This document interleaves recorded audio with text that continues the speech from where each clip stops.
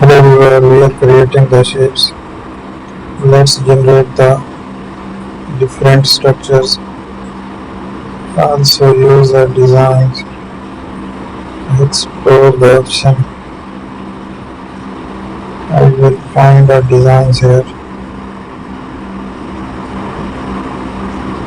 So we will use another picture here.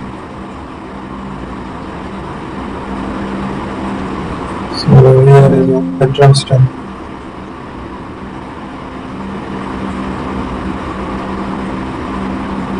So let's find a shape.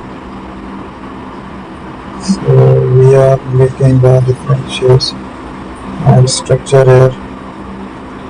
Use the razor tool. Try that layer style.